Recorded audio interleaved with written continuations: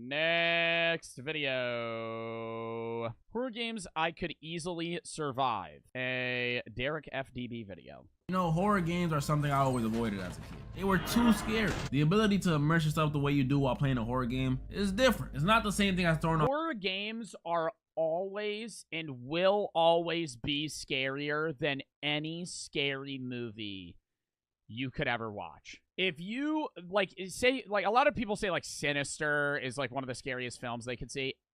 Compare like a mid-tier horror game like Welcome to Kowloon, like not even one that's like that hype, just like a mid-tier horror game. That horror game scarier than the scariest movie because you're playing it. Right, even watching some of them, I mean, it's a little bit different if you're like watching a scary game because it's the equivalent of watching a movie. But playing a scary game, immersing yourself in that's fucking horrifying. I never played scary games until I started streaming, ever. I used to be scared of fucking Call of Duty Zombies when I was in like 4th grade. I already told you all that, but I don't think I ever played any scary game until I started streaming. I don't even remember the first scary game that I played, but I know one day you guys made me play a scary game, and I remember, yeah, no, it probably started with the Dark Anthology series. Like when I played The Quarry, what year was that? When I played The Quarry is when I started playing scary games, and I remember I used to think The Quarry was scary, but it wasn't. That was like, yeah, summer of 22, I think. Yeah, June 10th of 22. When playing a horror game, you're actually in there. You can see, you can hear, you can interact, you're in control of the movement. Any more immersive than you just be a victim. But those days of peeing myself up playing the scary maze are over. I'm a man now. And now, I ain't scared of no purple dude, no hillbillies, and especially not no grandma. Today, ladies and gentlemen, same way we did for the horror and the action movies, we're gonna be going over horror games I could easily survive. And I'll be giving you guys my... Fuck, dude. Horror games I could survive? Five Nights at Freddy's, you're dead. If you're actually in FNAF, oh my god, Mr. Beast should do that. Mr. Beast should make like a IRL FNAF video. Not where they die, but where it like gets them eliminated. FNAF, you're dead. How though? Well, I mean, it depends what FNAF you're playing, but if you're in like Five Nights at Freddy's 1, the amount of pressure you're gonna have on you is so much that you're dead, right? Maybe FNAF 1 you could survive, but like a late game FNAF with like a bunch of different characters, it's fucking over. I think you could survive Resident Evil 7, you're dead.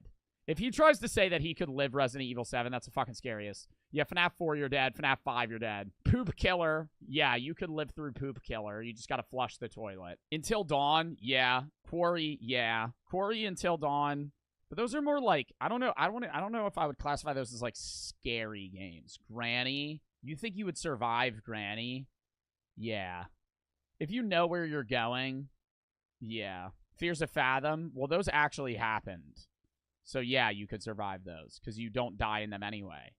Amanda the Adventurer, you die in that, though. Sons of the Forest, you're cooked. Egg Fried Rice, you're cooked. Oh, no, Egg Fried Rice is just logic. Clap, clap game, dead. Most horror games, you're going to fucking die. I want to see which ones he's... he could maybe say, like, Dead by Daylight. Yeah, you're not going to fucking die in Dead by Daylight. My strategy, my game plan, my thought process, and of course, some of the ones that I can't. Oh, Hello Neighbor for sure. Imagine you most of them you could just run. Your next door neighbor commit what looks like to be a murder, or at least a kidnapping. And after witnessing this, you, the main character, decide to go investigate his super elaborate home yourself. But while you're in there, you have to constantly avoid this man capturing you, or you might be the next victim. Well, that's the plot of Hello Neighbor. A potentially murderous... We still never played Hello Neighbor. I don't know if I should play that one day, though. I feel like it's old.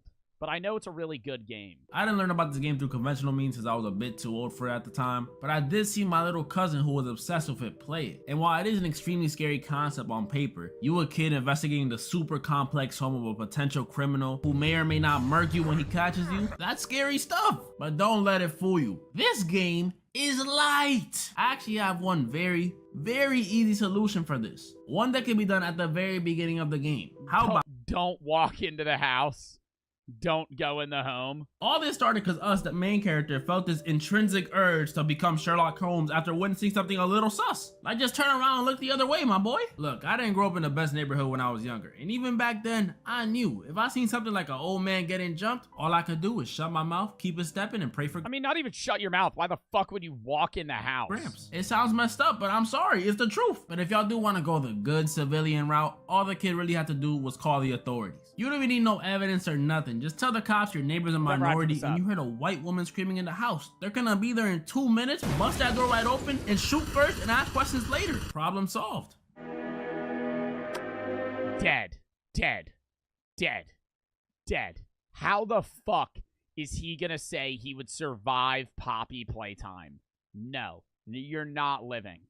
You might get past Huggy Wuggy, but then you're gonna deal with every other fucking. You should play this. I've already played all of Poppy Playtime up to where it ends right now. They still have to make more of the game. Any of those games, you're dead. Maybe the first one you could live. Catnap, done. Catnap, done. The fucking other one, the pink one, dead. There's a lot of horror movies I think I could survive, especially slashers. It's just like Dip, where you just fight them. But in this scenario, dude, that's like a 15-foot tall fucking possessed doll that's probably weighs 1,000 fucking pounds. The screen capture's a little bit off. I'm now seeing that. A lot of y'all probably already know this game, but if you don't, there's a horror game where you, the main character, are investigating a shut down toy factory after the disappearance of a bunch of employees 10 years ago. And while in there, you discover you're not alone. There are these things, these entities, these toy monsters that come after you while you're trying to figure it all out. And I'm gonna keep it a buck. I'm probably not surviving. Not only are these things going after you, all bloodthirsty toy monsters, but all of them are clearly all of them, and they're massive and fast. On something. I can see it in their eyes. Huggy Wuggy got them dilated pupils, probably on some. Dude, like, if you saw that in real life, you would shit your pants.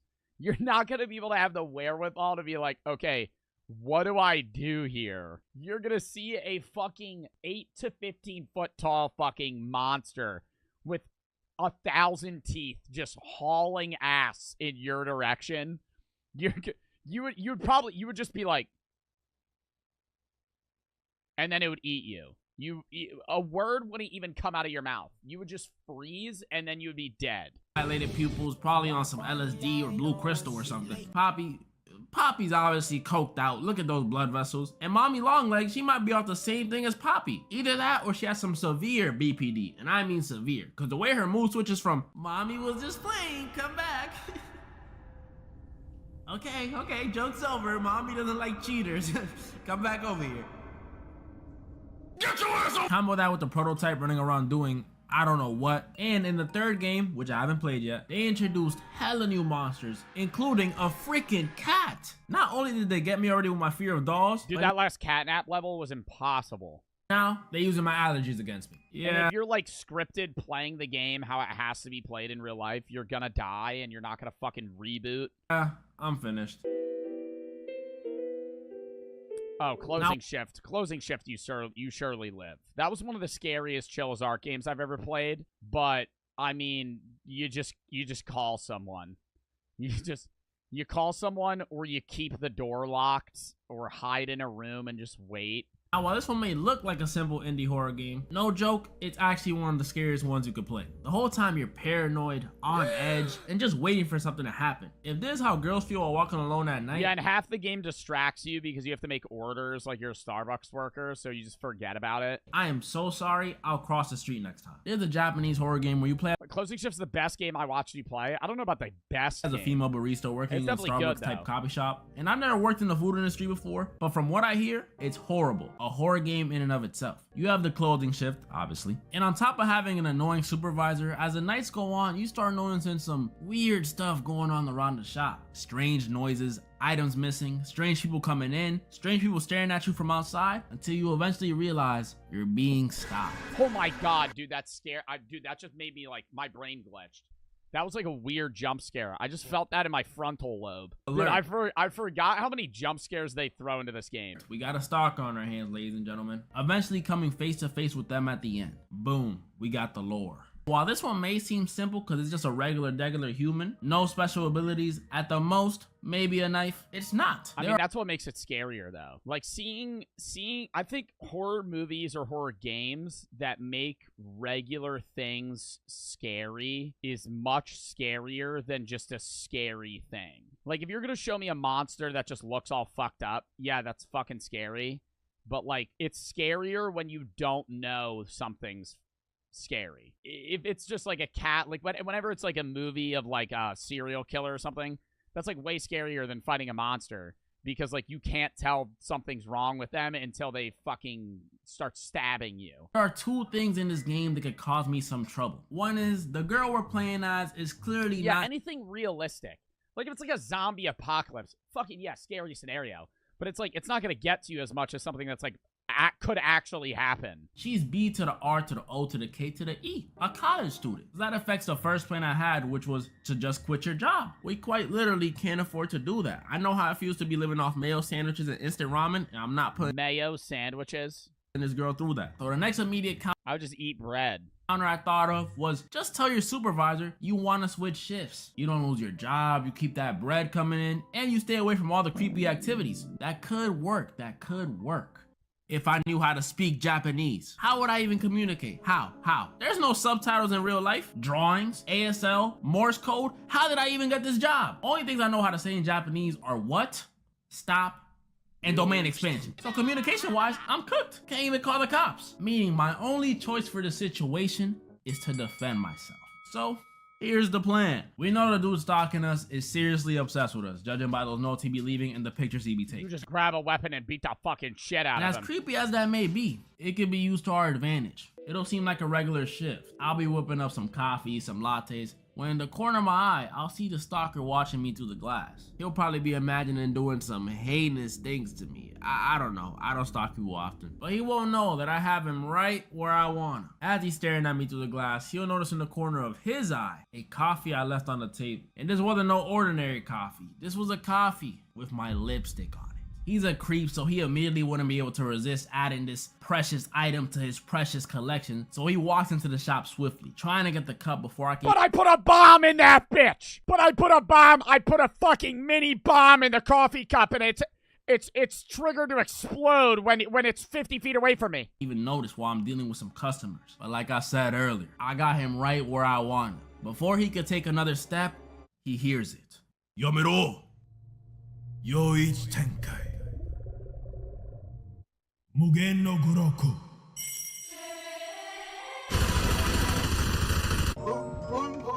I mean, dude, if you're gonna shoot him, why not just shoot him with the gun without the coffee? No introduction. No way he could say he could survive Five Nights at Freddy's. We all know the name. Some of y'all may know. I faced these guys before when I did the horror movie version. What FNAFs could you live? Security Breach. I think you could live Security Breach. I think you could live through, like, FNAF 1, not FNAF 4. None of the VR ones. I think Five Nights at Freddy's 1 is your best chance of survival if you were IRL playing the game. Because you're going to have to one-try it. You can't die once. Like, if you die once, you die. Yeah, maybe 1, maybe 3. And let's just say, I bodied that. But that was the movie, which is way easier than the game. When it comes to the game, before you can even think of coming up with a plan, you gotta ask yourself, which game am I talking about? FNAF 1, 2, 3, Help Wanted, or Help Wanted 2? Or maybe Help Wanted, no. Because Help Wanted's even more geared for you to die because you're 3D surroundings. Like, if you remember that one game mode in Help Wanted 1 where Foxy's in the vents and you're, like, working on machinery, but you also have to, like, watch every vent around you? That's fucking impossible. Like, that's doing that and then also holding a flashlight in your hand and closing doors and fucking fixing machine. Oh, no. You're not doing that. Be Sister Location, or FNAF 4, or FNAF 4 Halloween Edition, or Security Breach. All these games have different locations with different enemies you gotta deal with. Some have 4 animatronics, some have 1. Actually, second thought, Security Breach, you're definitely dead. Because there's no way you'd be able to get through the whole game to get out. Some have 50. It's ridiculous. But if we're to go down the list, FNAF 1, I think I can handle it. I may not have worked in the food industry, but I have worked security. And when you have experience like I do, the answer for this one is simple. There is no way I am working a minute on that payroll they got you on. $120? Really? I thought this was a pizzeria. I didn't know I was working at Shein. $120 nowadays can maybe get you a pie of Domino's and a scoop of ice cream. I'm good on. Dude, it really does suck that some states' minimum wage, an 8-hour shift, isn't enough to buy a video game. Like, if you have, like, minimum wage in a state that's, like, $9, if you work, like, an 8-hour shift, you can't even buy the new GTA. Like, you can't afford it. Like, you're shit out of luck. You gotta work another one. It's $7.50 where I live. Yeah, you're gonna be working... You have to work like 16 hours if your minimum wage is $7.50 to be able to just buy the new GTA when it drops. Federal minimum wage is so low. Getting paid $7.50. I understand it being lower than other states, like, because the cost of living in, like, Arkansas is going to be less than fucking New Jersey or Cali or New York City. But $7.50? Not even $10 an hour. $7.50. You work 8 hours. How much is that? That's like not even $60. Or is that exactly $60? If you have $7.50 an hour for 8 hours, that's $60. 8, 16, 24, 32, 40, 48, 56, and then 8 times 5. Yeah, that's $60. If you work 8 hours, you can't even buy a Call of Duty or a new video game. And you're getting taxed. So your paycheck's not going to actually be 60. It's probably going to be like 50, 52, 53, depending on what state you live in, how old you are, how much you're putting away. Fuck. What is it, New Jersey? I think New Jersey, New Jersey's been upping it. When I used to work at GNC in 2020, it was, I think, 10, 50, 11. I think it's like 13 something now. New Jersey minimum wage, 15, 13 an hour. What? What was it? What was New Jersey minimum wage 2020? It was 11. Yeah, I got paid 11 an hour in 2020. Now it's 15, 13 is what you have to pay employees. What's like Arkansas minimum wage? 11. I mean, that's like not bad. Like less than 10 sucks. Like, that's horrible. So the way I'm beating FNAF 1, I'm just not going to work. Maybe I'll go the first night, secure a cool $20 for the 8-hour shift, but after that, I'm good. FNAF 2, they pay even lower. But it's so easy, it's practically free money to me, so I'm doing it. And this one we deal with almost triple the amount of animatronics as the first one, and instead of the classic setup, we got 2 vents and 1 big vent right in front of us, which may look intimidating at first because it's so open and accessible. It's not. Because the second you throw that mask on, these animatronics don't beat on nothing. They got this whole facial recognition mumbo jumbo that doesn't let them see that I'm a security guard, which honestly makes no sense. Yeah, maybe that would be easy if you just kept the mask on. I know damn well they can still see my ass in my security uniform gripping onto my chair for dear life. But hey, if it works, it works. And the other 2 that can bypass the mask, all you gotta do is use the flashlight and just wind the music box on the camera. It's easy. If I just don't take off that mask. This one would be so much scarier than regular FNAF though. I don't know. I would rather do FNAF 1 than have to do this. Honestly, hold the flashlight and keep checking the cameras. I'm gonna be Gucci Kabuchi. But that's the first 2 games, which to me are the easier ones. But FNAF 3 though, this one is more difficult and completely different than the other 2. Instead of facing multiple animatronics, which may seem harder, I'm gonna be faced head to head with the main man himself, Springtrap. He's a cold, calculated serial killer in a gold bunny suit. And he's also the creator of the animatronics, or co-creator. The point is, the dude is smart. And it's just me and him in his rinky-dinky amusement park. What am I gonna do? And a lot of y'all FNAF fans may not like this answer, but I'm whooping him too. Look, I'm a fan too, but this— I mean, yo, he is a serial killer in an animatronic suit. If he did come at you, you would probably be able to push him over. Like, if he didn't hit you first swing, you could probably like, if you knock a guy over wearing a full metal suit, they're not gonna be able to stand up. This dude's kill-death ratio is almost entirely made up of kids. And like I said in the intro, I am a grown man now, standing at a tall, 5'9". I'm cooking him. Springtrap is going to catch the work. He's gonna wish those spring locks got him before. Oh, but he has a metal suit, so if you punch him, it's gonna hurt. Who said anything about punching? Yeah, no, honestly, you just push him over. You push him over and then you stomp on him. I got the chair I'm sitting on, the fan right in front of me. There's quite literally a guitar right there. If Springtrap walks in, I will not hesitate to smack him upside the head with it. He's just Michael Myers if he was a fairy. And y'all know what I did to him? Realistically, only FNAF games I'm struggling with are Five Nights at Freddy's 4, Ultimate Custom Night. FNAF 4, there's zero chance you survive. No matter if you're an expert in the game, real life, running back and forth from door to door, listening, and then open. Oh, fuck no. You're dead. FNAF 4, like, you're not even gonna get through the first night. And sister location. Five Nights at Freddy's 4, because you play as a paranoid kid, and look at these things. Ultimate Custom Night, because... what is even happening? And sister location. Bro, baby is 7'2". I am not dealing with that. And as for Security Breach, Ruin, and Help Wanted, I can't say for certain. I haven't played those. I think that's like a chance there on RNG on how well they fucking rotate around. Security Breach is just so long though. Yet, but I'm sure I'm about to end those too. As you guys can see though, just like the action in horror movies, there's only a few. Nah, deadass. If you throw me in Security Breach, I'm getting my ass right inside of Freddy. And then I'm sitting there, and he's walking me out of the facility. That is all I am doing. I'm literally sitting inside of Freddy. Pause. I'm sitting inside of Freddy. I'm actually getting inside of Freddy, and he's gonna walk me out of the fucking building. And then I live. Games that can really stand in my way. I mean, I'm still pretty much unbeatable. Let me know any parts you guys think I was wrong or right about, and let me know any more horror games you guys want me to go over for a part 2. I know I missed a lot. Also, let me know if you guys want me to play any of these horror games or any other horror games on a second channel. I'm thinking about making one in the future, but... Dude, and basically every game you listed was a really good horror game. I played most of them. All right. Next video. I gotta piss again. I don't care.